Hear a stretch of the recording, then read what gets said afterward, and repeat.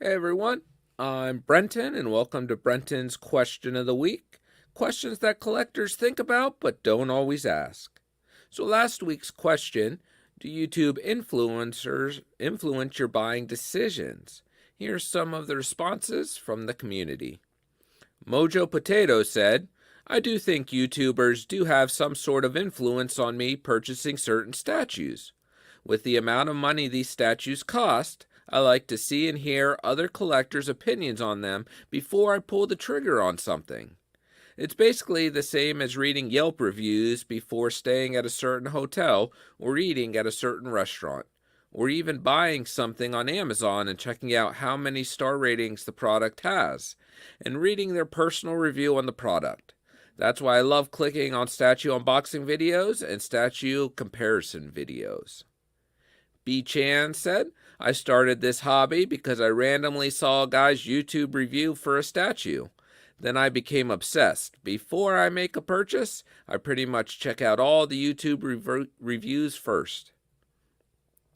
Commander Crook said, I started collecting back in 95 with Power of the Force 3.75-inch figures, and I bought everything until around 2007.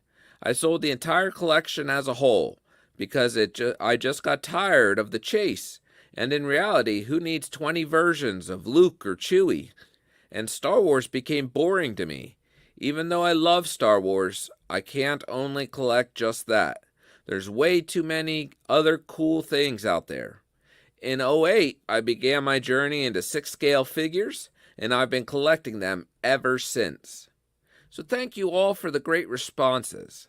Now this week, I've been thinking about, if shipping prices continue to rise, does this spell the beginning of the end for statue collecting? And you know what? I'm thinking it's starting to maybe get there. With the continued cost of shipping for these pieces, and the manufacturers just seem to not care about the size of the statue they're making. 1/3 is a big thing now. People are loving that scale, but the size of it, the sheer size of it, is getting too big and too many boxes for shipping. And I can't imagine people are going to continue to tolerate the shipping costs when, it's either, if we hit half the price of the statue that you're purchasing just to ship it to you, how long are you going to continue to buy those statues? So I'm starting to think, if shipping continues to get up there, a lot of people are going to start dropping out of statue collecting, because it's going to, sad to say, it's going to become a hobby only for the 1%ers out there in the world, that the average person will no longer be able to collect these just due to cost.